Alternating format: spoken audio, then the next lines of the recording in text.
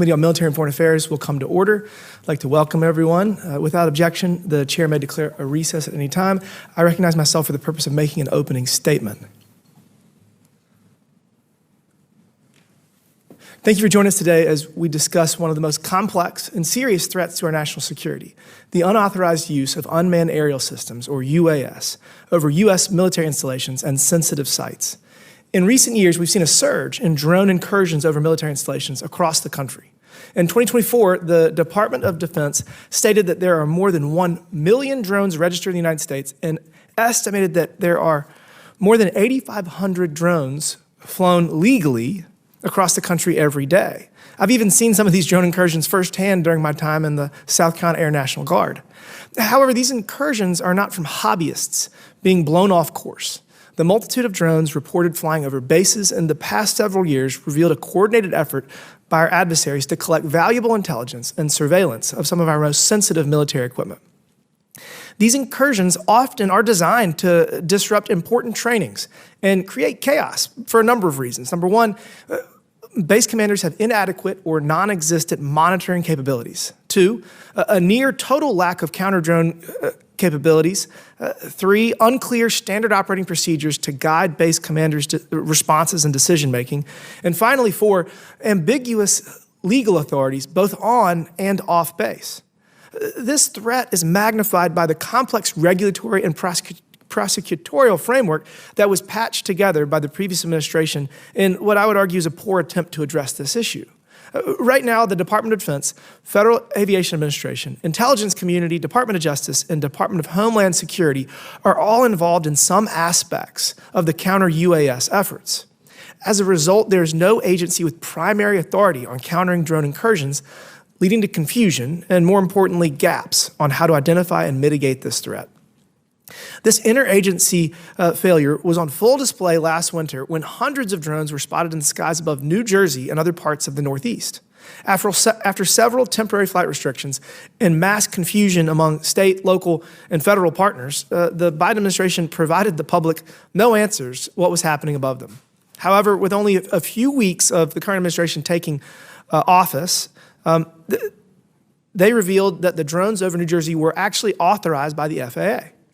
This instance raises multiple questions as to why the previous administration left the American people in the dark for over a month when they knew the simple truth. Another notable incident occurred at Langley Air Force Base in December of 2023. Over 17 days, unidentified drones repeatedly breached our sensitive military airspace, one of most America's critical installations. The F-22 Raptor squadrons were moved to alternate bases to lessen exposure, and discussions were initiated on installing physical countermeasures. These are not isolated incidents. In February, the commander of NORAD and NORTHCOM testified to Congress that there were over 350 detections of drones at 100 different military installations last year alone. Additionally, since 2023, 2 Chinese nationals have been arrested for illegally flying drones over military installations to conduct surveillance. One of these individuals was caught attempting to flee the U.S. and return to China with sensitive footage he had recorded. Today, this committee will hear from officials from the Department of Defense on what the Trump administration is doing to help combat this issue and bring an end to these illegal drone incursions. We must demand full accountability, expedited technological upgrades, and enhanced oversight to safeguard our sovereignty and ensure that our military remains unexposed to foreign surveillance and potential threats. I'm hopeful that our witnesses here today have suggestions on how Congress can help empower the right federal agencies to combat this problem and secure the skies above our military bases. I now recognize Ranking Member Subramaniam for the purpose of making an opening statement. Thank you, Mr. Chairman. Thank you for holding this important hearing, and thank you to our witnesses for being here today and for your service to our country and to making our airspace safe. It's clear that UAS is an issue right now. It's the future of warfare, from the war in Ukraine to our own military bases in the continental United States. We are seeing real time that UAS are redefining how battles are fought and how intelligence is gathered. And I believe it's been 350 drones that have been reported in the last year over 100 different military installations. That's 350 different potential national security breaches that we know of. These include highly sensitive sites such as nuclear facilities and major military bases, and that's a huge threat to our national security and the lives of our service members. And unfortunately, our lack of coordinated, effective response needs to be addressed immediately. And I know everyone here today wants to work on it and is planning on working on it. And so we're familiar with this issue in my home state and the Commonwealth of Virginia. In December 2023, service members at Langley Air Force Base in Virginia saw drones hovering over their airspace for 17 days. And Langley, for those who don't know, is home to key national security assets like the F-22 Raptor stealth fighter, and it plays an important role in keeping us safe here in our nation's capital. And so we also have some important naval assets in that area too. And these drones demonstrated complicated aerial maneuvers and didn't just broadcast on known frequencies, suggesting that they weren't just a local hobbyist making an innocent mistake.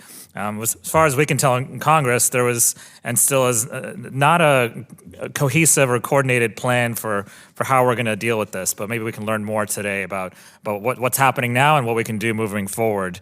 Our job on this committee is to find answers to questions, and I have a lot. Who is piloting these drones, for instance? Are these criminal actors? Are these foreign adversaries? Are they simply local hobbyists with advanced capabilities? I'm not sure about that, but maybe that's the case. And what are they doing? Are they gathering intelligence? Are they probing for weaknesses? Are they planning an attack? And finally, what is our plan for dealing with them safely and effectively? Because these UAS are a clear and present danger to our national security, and we need to have a plan to counter them. There are several areas I'd like to focus on today. The first is counter-drone authorities. Right now, the U.S. law allows the Department of Energy, Justice, Defense, and Homeland Security to detect and respond to drone activities in certain situations, such as nuclear facilities, for instance, missile defense assets, or other covered facilities. But only around half of all military installations actually fall under this definition of covered facility, which is why I think this may be something we should look at for change. The second is counter-drone technologies. It's not just as simple as shooting them down, as we know.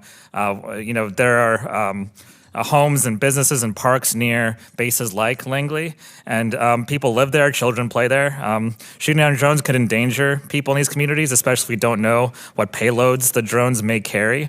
And a missed shot could also pose a threat to commercial air traffic as well. And so, we need to find a way to safely counter some of these incursions. And we have other technologies at our disposal, like jamming and disrupting and even taking over unknown or hostile drones. But there's a lot of work to do to develop these capabilities, and some of that work actually takes place in my district in Northern Virginia. And with that said, I don't know of a silver bullet, and so it's going to take a coordinated effort, I think, at the state, local, and federal level. And so we're all going to have to work together because everyone's got different jurisdictions. And I'd like to, on that front, see if we can work together and maybe have some sort of task force in place so that information is easily gathered and where everyone's up to date on the latest technology as well as the best practices. And so this is a very timely hearing on an important issue, and I want to work with my colleagues on both sides of the aisle to come up with a plan to protect our military bases and protect the American people. So I yield back.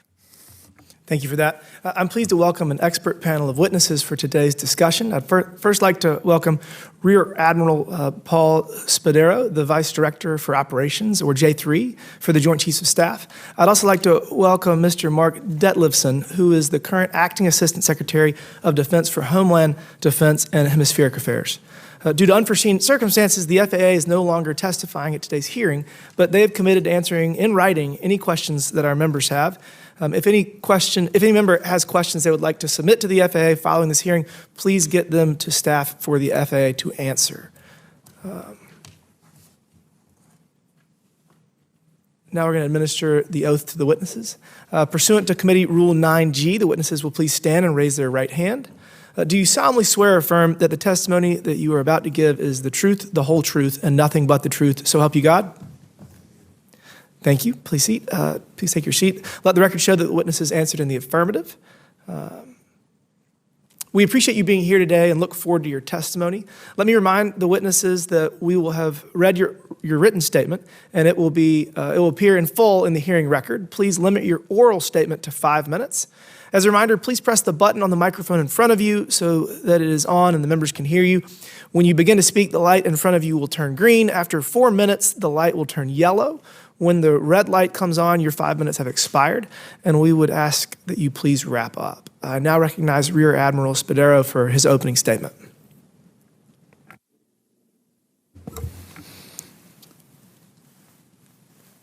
Good afternoon, Chairman Timmons, Ranking Member Subramaniam, committee members, ladies and gentlemen. Thank you for the opportunity to be here today, and thank you for your support and your oversight.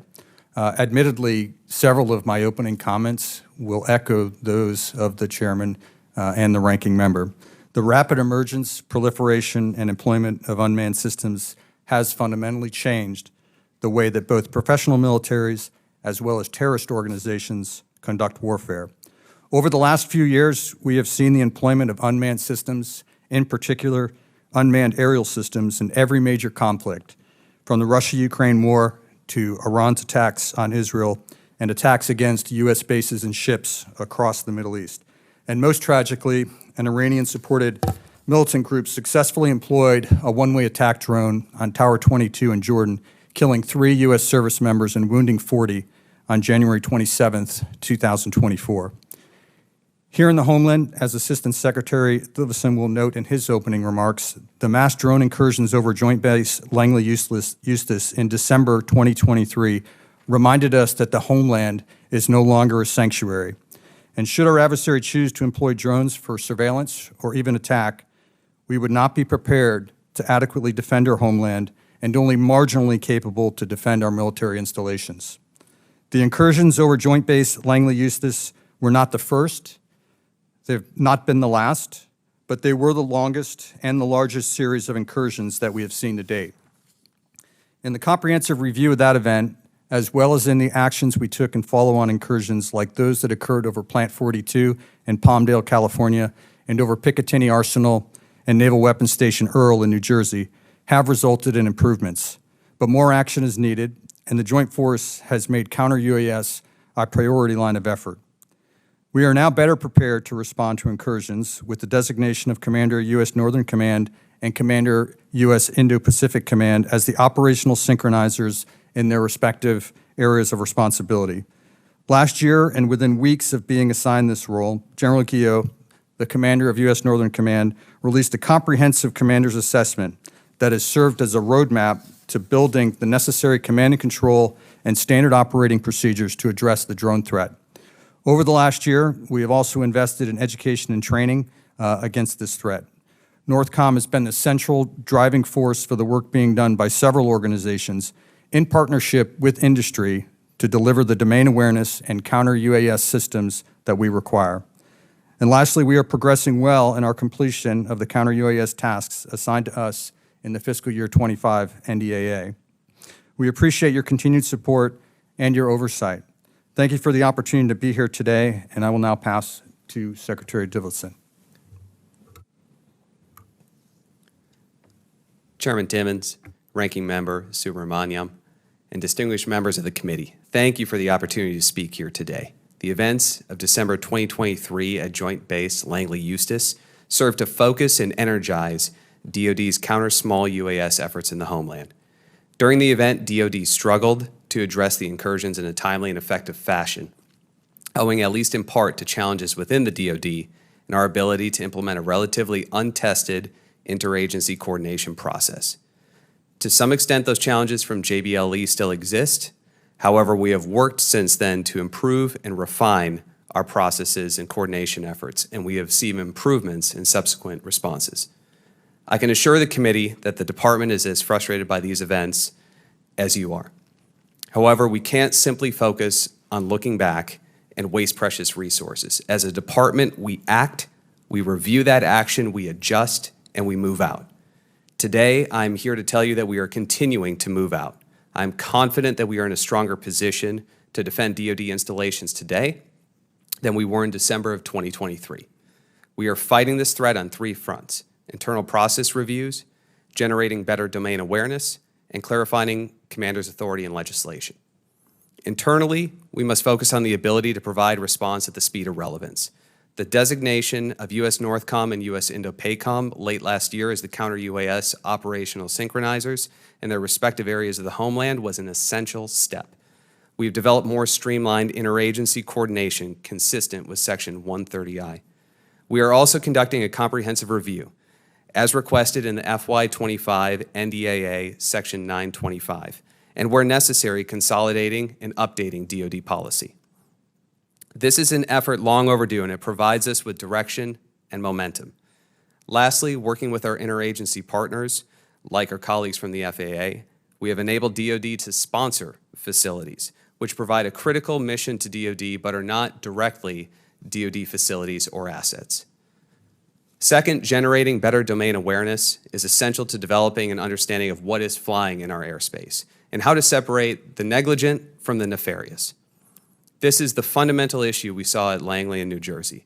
DoD is working through venues like the Joint Rapid Acquisition Cell, the JRAC, to rapidly acquire the right equipment and to give commanders better tools to understand the operating environment and the ability to effectively conduct non-kinetic and kinetic mitigations.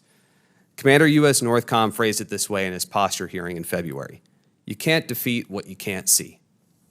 On the legislative front, we continue to engage with members of Congress to seek modest but important refinements to DoD's counter-UAS authorities under Section 130I. Our legislative proposal is intended to allow the Department to protect additional locations and missions, add greater stability for long-term planning and resource allocation within the Department, and facilitate improved understanding and cooperation among the U.S. interagency and local partners. Ultimately, I believe we need to address all these issues with end users in mind: our installation commanders and the security personnel charged with the duties to protect our installations, our operations, and ultimately, our personnel. Lastly, the President of the United States has issued several executive orders directing the Department of Defense to take all appropriate and lawful measures to ensure the complete operational control of the border. The Department, in turn, is responding by preparing the path for employment of counter-SUAS activities along the border, both in support of DoD interests and in support of DHS as the lead federal agency. As the operational environment, legislation, and threats evolve, policy must adapt to ensure DoD's ability to continue to advance our national defense objectives remains. Mr. Chairman, Ranking Member Subramaniam, and distinguished members of the committee, in conclusion, the Homeland continues to face increased and evolving threats from UAS. To address these challenges requires a whole-of-government approach and a unified effort. We must modernize the ability to assess the threat, determine its weaknesses, and acquire and deploy countermeasures. Thank you for the support of Congress and for your continued commitment and support of the Department of Defense. I look forward to your questions. Thank you. I now recognize myself for 5 minutes. Rear Admiral Spedero, how many drone incursions have taken place over U.S. military installations over the past 2 years? We got the number last time we had a briefing of 350, but have they grown, or what's the current data you're willing to share? Yeah, so the exact number I'd be happy to share in a classified setting, but I can tell you that it has grown. I'm actually curious, why did we get the 350 number in an unclassified setting? That was one of the questions I had. It's a great question, sir. Okay. Yeah. Fair enough. All right, well, let's do this. Can you discuss procedures that DoD has in place for a base commander when the base commander gets reports of an unauthorized drone incursion?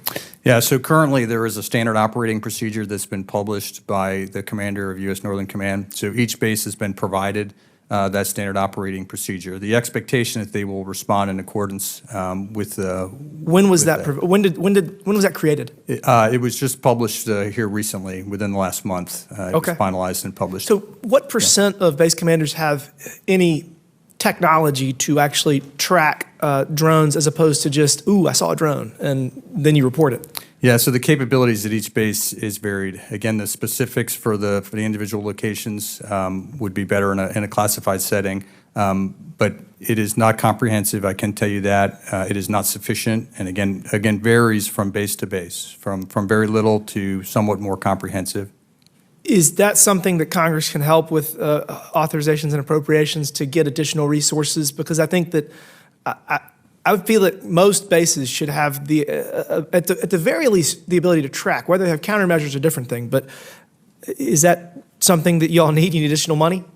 Yes, sir, absolutely. I think the development, fielding, the acquisition, distribution of domain awareness sensors is the critical first step. It's not the only thing. Obviously, we need a method to exert command and control so that we can build a common operating picture, because it will take layers of different sensors, because one sensor may be better against certain UAVs and certain flight profiles, and you may have to rely on different sensors to round out the picture. So being able to fuse all that together to get the complete picture will be necessary. And then, as you mentioned, getting to a point where we can actually respond, that's an entirely next investment that needs to be made.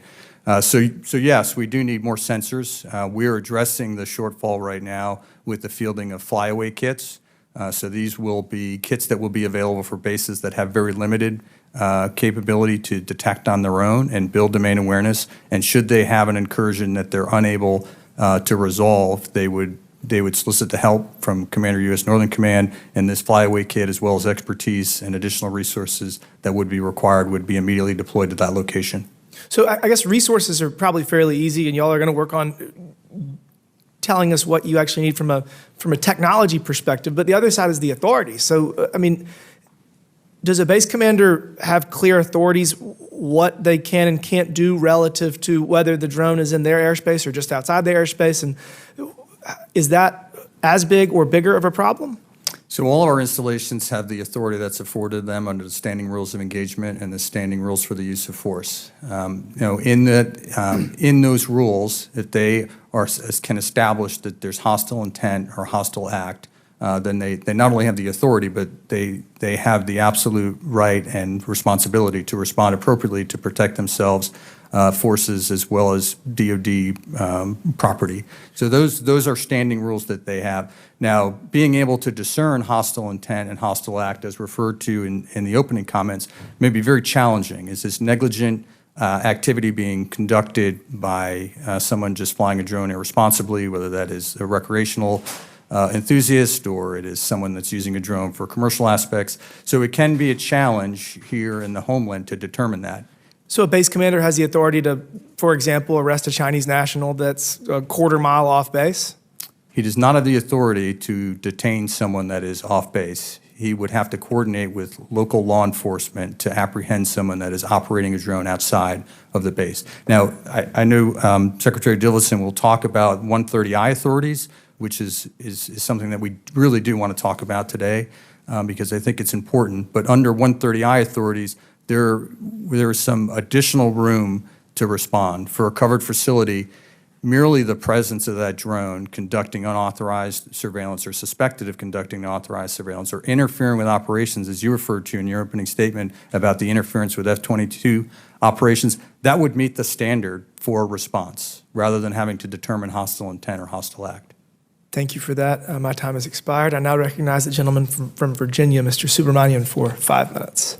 Thank you, Mr. Chairman. I wanted to go back to something I mentioned a couple of times, which is what is a covered facility and a not covered facility. And Rear Admiral Spedero, if you're not a covered facility, what does that mean? Like, does that impair your ability to respond? And what do covered facilities have that non-covered ones don't? It's if you're not covered, you can request to be covered, but you'd have to meet the criteria to become a covered facility, and that is one of the problems with the 130I authorization, is meeting the criteria for covered. An example of this would be Luke Air Force Base, where F-35 training takes place for roughly 3/4 of those that fly F-35s, and it is not a covered facility because training facilities are not covered. So it would be problematic to actually get approval for Luke Air Force Base to be a 130I. Now, as I mentioned earlier, under 130I, if a drone is conducting unauthorized surveillance or suspected even of conducting unauthorized surveillance, then the base commander would be able to respond to that. Unauthorized surveillance may or may not meet the criteria of hostile intent, which would give you the authority to respond under the standing rules of engagement and the standing rules for the use of force. So it relieves some of the burden on that base commander to determine that there is an imminent threat. If this is interfering with our operations, if this is giving a potential adversary a look at our base and our sensitive activities, then we have the authority to respond. And mentioned before having to reach out to local jurisdictions if someone's operating UAS outside of a base. And what kind of coordination is currently being done with state and local jurisdictions? Is it sort of ad hoc, or is there like a process in place right now? And does federal law limit the extent of engagement with state and local? And how can we make that better? Yeah, thank you for that question. So each base commander, one of his imperatives is to build relationships with the local community. That would include law enforcement agencies. It is covered extensively in all of the base commander courses. So they're part of their training and their education program before they assume command is building how to build those relationships, the importance, what the limitations of those are. So each individual base commander is responsible. There are additional lessons learned and protocols and best practices about how to engage law enforcement on this particular threat. But those occur at our bases and did occur at Joint Base Langley Eustis. They had a very tight relationship with local law enforcement, with sheriffs, police departments, as well as other federal agencies, law enforcement agencies that have capability in that area. And they did respond in concert together to try to apprehend individuals that were responsible for that drone activity over the base. So that it does occur, and it is very important. And as far as technology and mitigation, what I don't know, maybe this is the right forum for this, but broadly, do you think there's technology gaps currently? And do you think that there's progress being made towards kind of filling those gaps? And what can we do, both in Congress as well as the private industry, to help kind of fill the gaps when it comes to technology for trying to address both kinetic and non-kinetic solutions? Yeah, in general, the technology to field systems has far outpaced the technology to defeat those systems. It's a much wider, broader, deeper market for drone application for commercial and recreational purposes. So hence that technology has evolved very quickly from radio-controlled drones to now fully autonomous drones that may or may not even rely on reception of a GPS signal, which would make it very challenging to intercept. So on the counter-drone activity, you have to come back to agencies that would be interested in that, like Department of Defense, Department of Homeland Security, FBI, law enforcement agencies. So we have to partner and we have to create that demand within industry to get technology back on pace to counter this ever-increasing emergence of drone technology. Do you feel like we have the personnel right now and the expertise in the country to be able to do this? I think we've seen a good response. I'll defer to Secretary Ditlevson. He can talk about DIU and other organizations that have really made a solid partnership with industry to advance this technology. Thank you, Admiral. Yes, there's several different organizations within the DoD that are looking at this issue and moving out rapidly to acquire new capabilities, such as the JRAC, the Joint Counter-UAS Office, and DIU. All of those, this is a focus area and one of their primary lines of effort. Thank you. I yield back. Thank you. I now recognize the gentleman from Virginia, Mr. McGuire, for 5 minutes. Thank you, Mr. Chairman, and thank you to our witnesses. Admiral, thanks for your service. I want a yes or no from both of you. Are you aware of the August 2020 advisory? It's an advisory on the application of federal laws to the application and use of technologies to detect and mitigate unmanned aircraft systems. Are you two aware of that? Yeah, no, sir. I'm not specifically aware of that. No, If sir. and when appropriate, I have a copy, and I'd like to admit that into the record. Without objection, so ordered. So I believe that's the source of a lot of the problems that we have. In the military, we have something called paralysis by analysis. Obviously, the commanders at Langley and other bases have seen drones, and they failed to act because, and I believe the source of those problems is this August 2020 advisory. And I think I have a solution for it. I was recently at the southern border where I met with Tom Homan, I met with Border Control, ICE agents, mayors, sheriffs, business owners, 10th Mountain Division folks that are protecting our border from San Diego all the way to Texas. And I asked them, are you seeing drones come across the southern border and surveying our troops? And the answer was yes. And I said, is 130I working for you right now?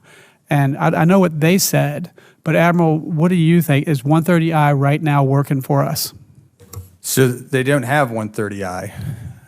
That's the first piece, Okay. and we're working to resolve that. So, for instance, in the national defense areas that have just been established as an annex, it does not have 130I. I'm going to get to a point. Yeah. And how about, do you have an opinion on 130I right now as of today? Yes, Congressman, if we can get 130I implemented in these areas where Joint Task Force Southwest Border is operating, it should enable the commanders on the ground to have those expanded authorities that allow them to interdict and mitigate these UAS threats. And I know you said you're working with Congress on legislation, so I'd like to talk to you about an idea on a piece of legislation. It may be something that involves judiciary and FAA, but let me run this across you. So we currently have troops on the border facing the cartels and our critical infrastructure. Now, of course, we've got Langley Air Force Base and other critical infrastructure as well. And, of course, we've got bad actors that have bought land next to our military bases. And they're surveilling us on a daily basis. And it's only a matter of time until we have our next 9/11, 9/11 terrorist attack. The problem is bureaucracy prevents action, but this time we know about it and we can fix it. And right now with 130I, the way it's proposed, you have to be observed or attacked and then ask for permission, and that takes delays. I've got an idea that might speed that up. 18 USC, US Code 32, is treating remote control airplanes, which I call a drone. So 18 USC 32 is treating remote control airplanes or drones as if they're passenger airplanes. And they're not. Basically, the problem is the government has created a complex statutes to let a few bad actors possibly take action if you jump through 1,000 hoops. 130I. This is not good enough. We owe it to our military and our citizens to fix this. The United States provides better protection from UAS to Saudi Arabia than we do to our own citizens. And so my idea for a bill is you change the word from aircraft to manned aircraft. Because I think every commander is afraid that if I shoot down a remote control airplane or a drone, no one's going to back me up. I think I remember hearing the Langley commander say, "Are you guys going to back me up? Are you guys going to back me up?" And no one answered. That may not be 100% true, but Admiral, do you have any comments on that idea? Yeah, this is the burden of command. And you need to understand that if there is something that is assessed as a threat to your forces or your installation, then again, you not only have the authority but the responsibility to act. I would counter that they have authority right now on the southwest border to engage UAS. We have, in the last few days alone, reaffirmed that under the standing rules of engagement and the standing rules of use of force, when you take in the totality of the facts and the circumstances at the time, you have the authority. We know that cartels have used UAS for unauthorized surveillance to assess our troop size, our movements, to solicit and enable attacks from other vectors. We know that they have used drones and kinetic attacks against Mexican military authorities. I just returned from the southern border, and I asked the commander from Texas to San Diego if he has authority to shoot down drones that he's looking at, that's looking at his troops, and he still is not sure. I just left the southern border, and I think it goes back to that advisory. That advisory has created a stigma, and I think that we can mitigate or overcome that if we just change the word from aircraft to manned aircraft, and then they won't have such a huge penalty if they shoot down a drone. And certainly if someone wants to prosecute somebody for shooting down private property, there are plenty of laws on the books for that. Well, with that, I have no further questions. Thank you, Mr. Chairman. I yield back. Thank you. I now recognize the gentleman from Massachusetts, Mr. Lynch, for 5 minutes. Thank you very much, Mr. Chairman, and I want to thank the witnesses for helping the committee with its work. I do have to say that I would prefer that we were reviewing the facts of the signal chats that were conducted by Secretary Hegseth and the Trump leadership team in order to get to the bottom of that. However, I will, at a later date in full committee, enter a resolution of inquiry to ask the administration to provide information to this committee, to the Oversight Committee, regarding how that happened.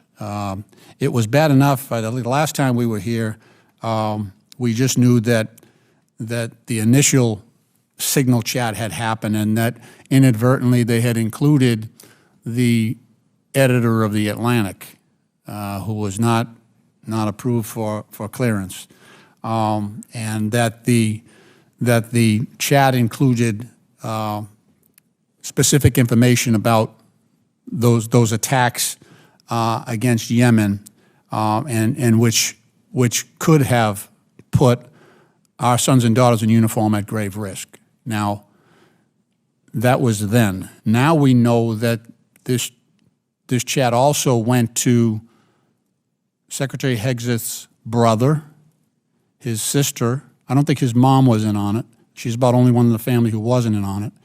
And then the family attorney was in on it as well. So that's a whole set of people who were not authorized to be on that chat.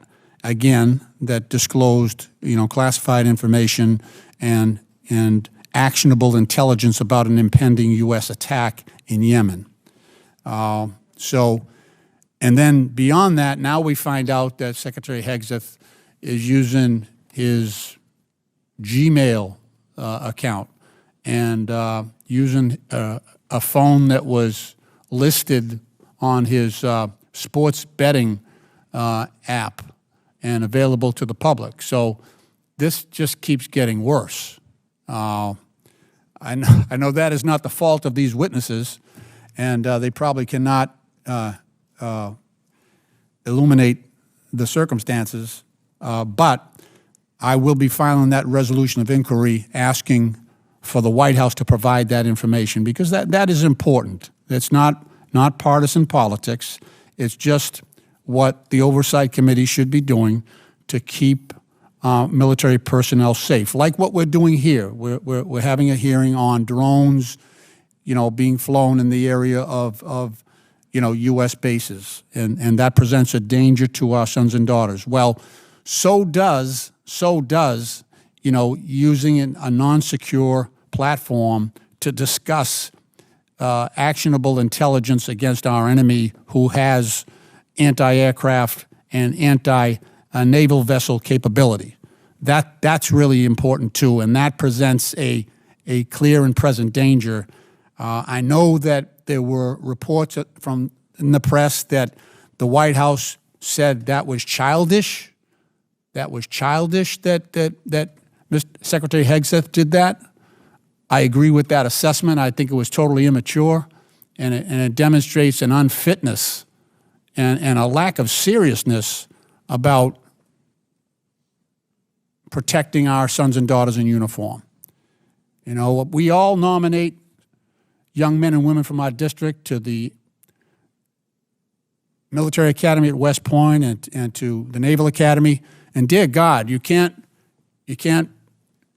put a family in that position, put one of our best and brightest in that position, and then leak information to our enemies while they're going into battle. Okay, so this committee, myself included, investigated an attack, 2020 attack by al-Shabaab at Manda Bay in Kenya. That was a drone attack. Several recent base attacks overseas, in fact, have involved the use of drones. So, Admiral, how has our profile, countermeasures against drones, how has that changed since those initial attacks back in 2020 that resulted in U.S. casualties? Yeah, so since that time, we've fielded a number of new systems across a variety of the spectrum, electromagnetic as well as electro-optical and infrared sensors to build our domain awareness. We've also fielded a number of kinetic systems that shoot interceptors or use some sort of munition and they're deployed at our most vulnerable and most likely to be attacked facilities overseas. That is where the bulk of our counter-UAS capability is actually located, is overseas, and hence the problem here in the homeland is we have very limited and sparse and distributed capability across the multitude of installations we have. Thank you, Admiral. Thank you for your courtesy, Mr. Chairman. I yield back. Thank you. I now recognize the gentleman from Arizona, Mr. Biggs, for 5 minutes. Thank you, Mr. Chairman. I just want to briefly comment about the previous questioner. Once again, going with the woke media story and not bothering to mention the success of the strikes which restored freedom of navigation, protected shipping lanes, kept Americans safe, nor did he bother to mention that the encrypted service that was being used was one recommended by the previous administration, by DHS guidance. But my questions with regard to this topic is for both of you, and you could just this is the context. So do we have the technology to discover that there is UAVs in the neighborhood of our bases? Yes, Congressman, we do. Okay. And can we track, if the UAV is there, can we track it? We have the technology to track it? Yes, Congressman. Okay. And then you could interdict it if you chose to at every base?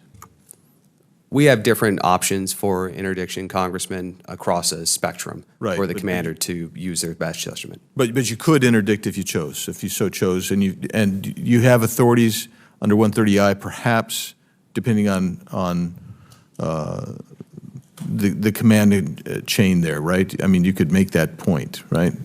Depending upon the installation, whether it's a covered installation, Congressman, you would have the 130I additional authorities. But as the Admiral has said, there's always the ability to respond if there's hostile intent for that base commander. But you have to determine hostile intent, and that's the problem, right?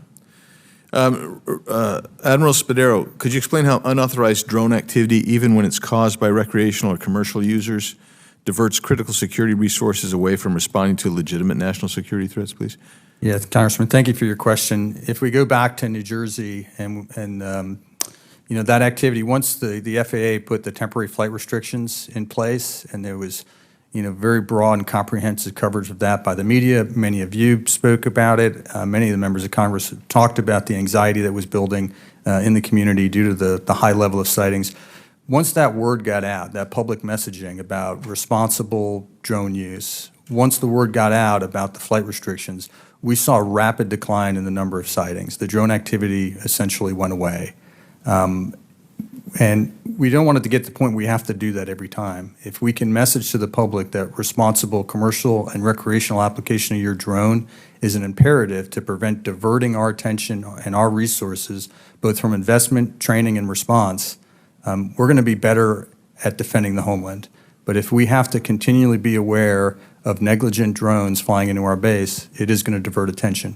That's not to say that we don't need to address this threat, because as was brought up by this committee, and we agree with, our adversary has demonstrated that they will use this type of activity for unauthorized surveillance, for espionage. Yeah, and let's add to that for a second, and that is the coupling of AI, which is moving rapidly forward and providing autonomous navigation, obstacle avoidance, deep learning, computer vision, easier to become weaponized, real-time image recognition, target identification.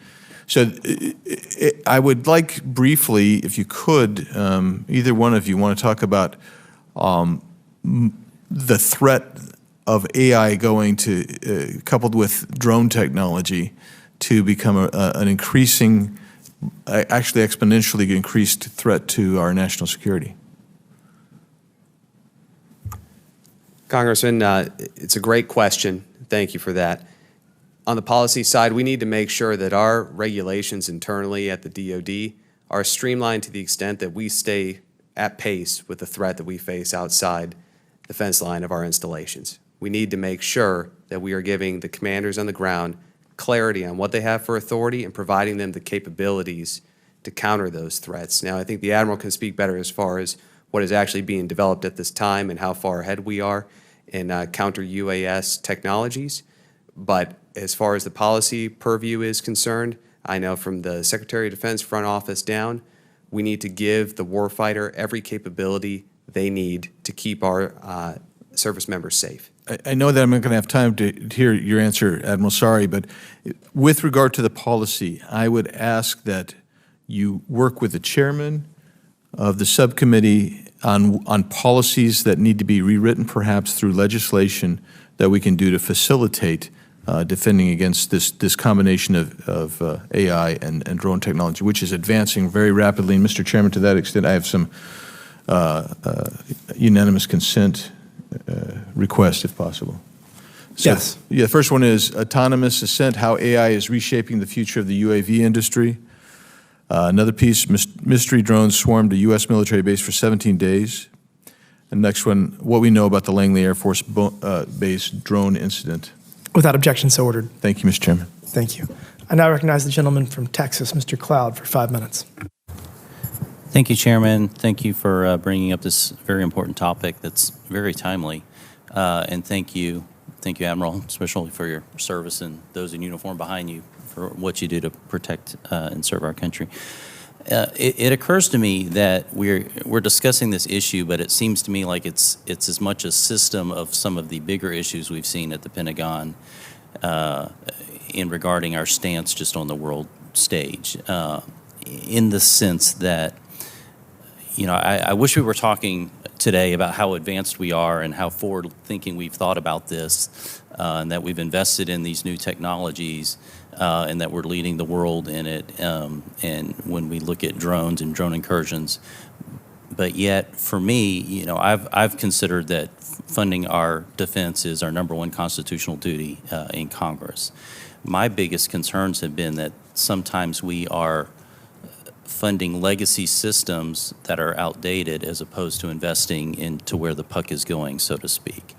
And while the funding for this is in lots of different buckets, my analysis, looking through a bunch of it, seems like we're spending about $22 billion-ish in the last budget on fighter jets, and maybe $1 billion on drone and counter-drone technology together.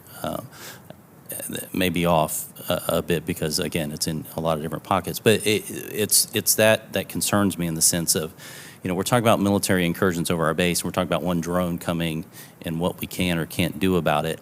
I think from the American taxpayer who's sitting at home going, we're spending $800 billion roughly on defense, and we can't shoot a drone down. It's just a frustrating experience because we want to think that we can do that. So, as has been mentioned, us needing to do our job to make sure that you have the capabilities to do it. But I would also wonder how much of this is a little bit of a reactive stance in command, being more concerned about CYA, so to speak, as opposed to protecting the assets and the intelligence and the information that is available on that base. You mentioned that you recently developed the SOP, I guess about a month ago. That was news to me. Could we get a copy of that sent to this committee? Yes, sir. I don't see a problem with that. I'll coordinate with Commander U.S. Northern Command. Okay. That would be much appreciated. And, you know, we all remember the what I would call Biden's balloon blunder, where we had this balloon come across. We sat here and watched it for days. I went to a meteorologist at one of the local news stations, and he was tracking it and predicting where it was going to go, and yet we were watching it go over bases and not doing anything about it.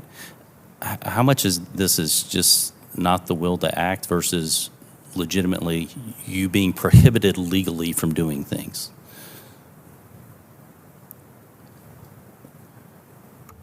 There's a difference between not having a clear authority and being prohibited from doing something, I guess, is what I'm trying to drill Yes, down. Congressman, that's a great question.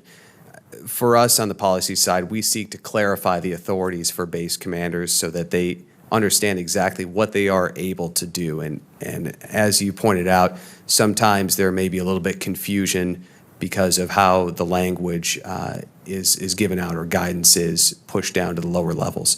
During our review of counter-UAS policies as prescribed in Section 925 of the FY25 NDA, we've gone back and we've reviewed all of our counter-UAS documentation. For example, Section 130I, it was at about 130 pages. We've cut that down to 20 pages now. So we're looking to streamline our processes as much as possible so commanders understand what they have for authorities. That's certainly very helpful. And I guess, if I could convey kind of the angst to the American people, we're looking at this and thinking, okay, there's drone incursion into the United States. There's bad actors within our borders now who have the ability to even attack infrastructure. I mean, we're talking military bases, but it could be electric power lines, it could be pipelines, it could be anything at this point. And we seem very, like we're approaching this from a very bureaucratic standpoint as opposed to something that literally could be a problem next week. And I'm wondering what we can do and what we can help you do in the sense of urgency that could be needed. We have bad actors even at state level within our borders because, we had open borders for the last 4 years. So the terrorist activity that's now in our country, bad actors from other state that don't have the best interest of our country in mind are here with this kind of capability. And what can we do to speed up this process so that it's handled with the urgency as opposed to kind of like this curious bureaucratic question that needs to be resolved? That's a question. What can we do to speed it up, both from DOD and from Congress's standpoint to support what you need? Thank you for the question, Congressman.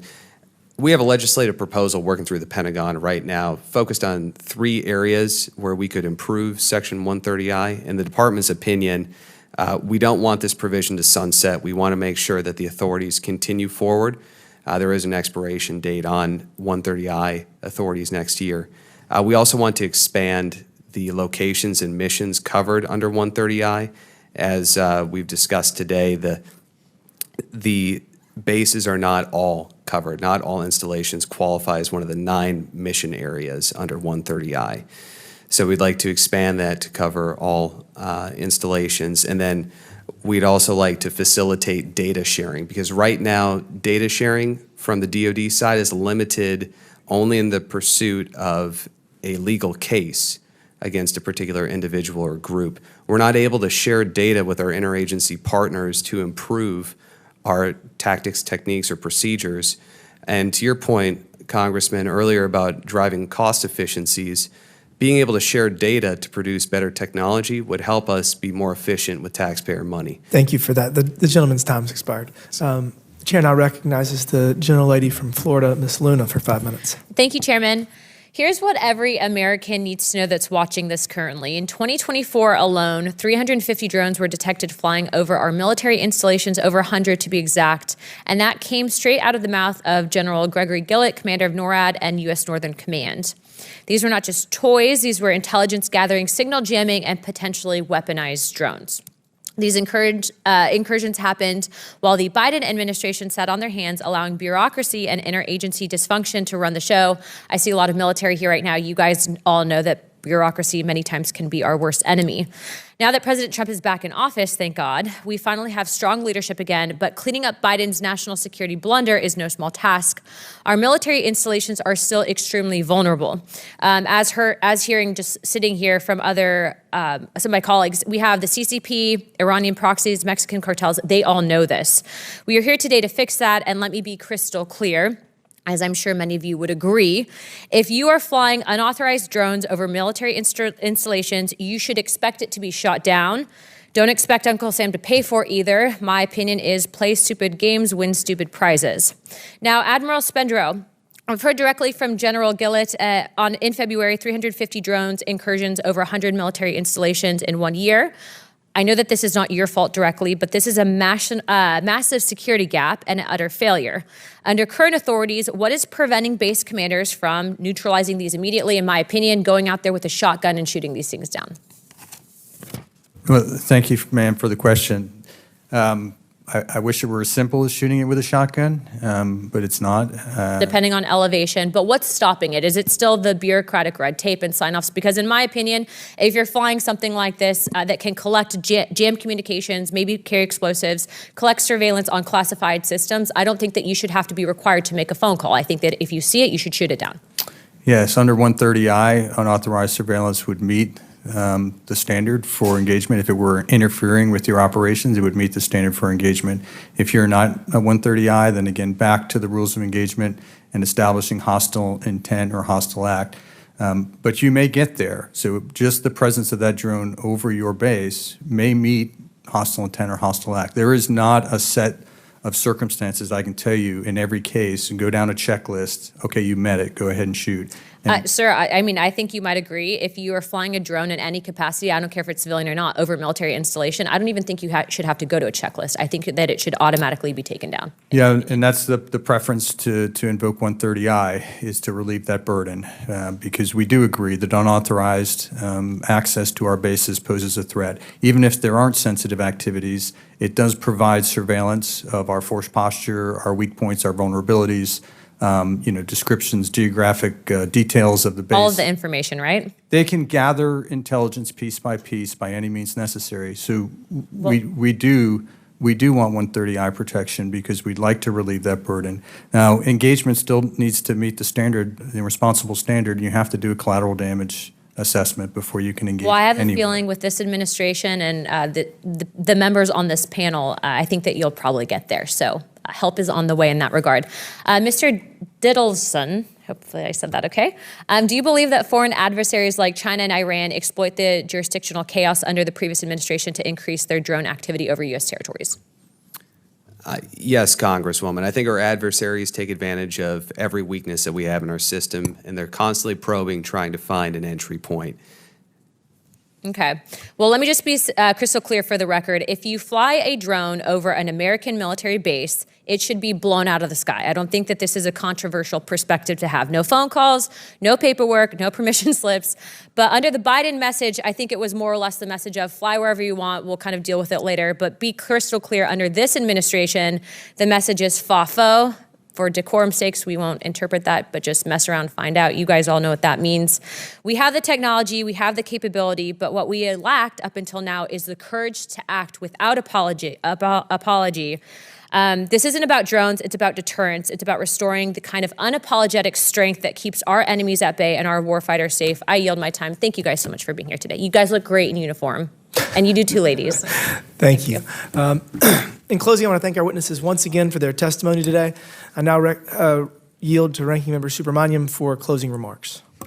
Thank you, Mr. Chair. I think let's keep it brief. That I think we have some good ideas that we can maybe turn into legislation, and we can hopefully make sure that we empower bases to both have the right technologies to address this, as well as to make sure more military installations are covered under statute potentially.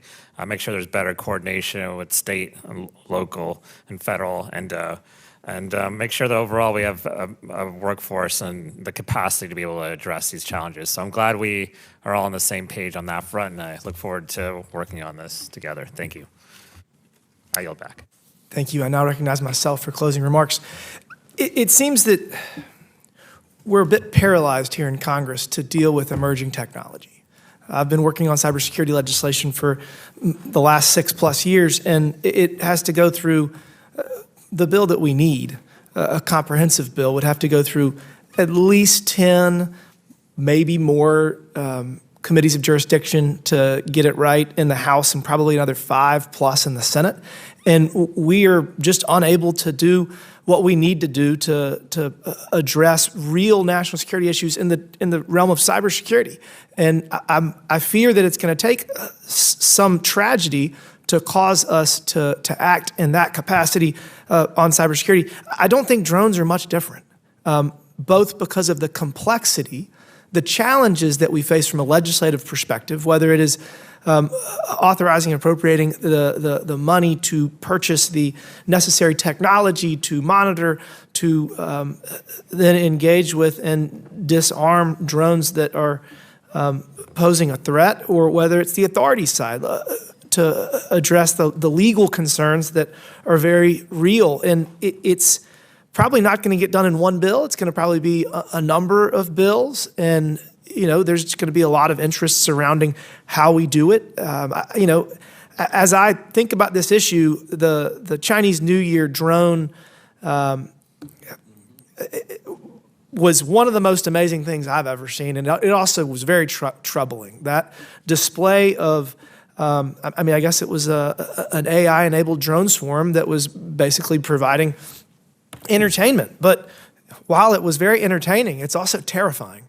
And I think that the capabilities of our adversaries and seeing how war has evolved in Ukraine and how the Russians and the Ukraine military are largely relying on drones. I mean, there's a huge portion of that conflict is being used as technology as opposed to traditional warfare. So we've got to get moving on this. We have to enhance our capacity. We have to, Congress has to act, but a lot of this is the private sector getting up to speed. A lot of this is our Defense Department telling us exactly what they need. And we don't have time to waste. We've spent enormous amounts of resources to make sure that we have a 24/7, 365 air alert mission for fighter jets to be deployed. And I'm not sure how good that capacity is right now, considering that a couple dozen drones could severely impede our ability to get jets off the ground. So, I mean, this is a huge, huge challenge, and we need to act before it is too late. I appreciate y'all taking the time to come here today. It seems that we are moving in the right direction, and I appreciate your work to help get us where we need to be, and I look forward to working with my friend, the ranking member, to craft some legislation, and I will, with that, I will yield back. Thank you again for being here today. Without objection, all members have 5 legislative days within which to submit materials and additional written questions for the witnesses, which will be forwarded to the witnesses. If there is no further business, without objection, the subcommittee stands adjourned. Thank you.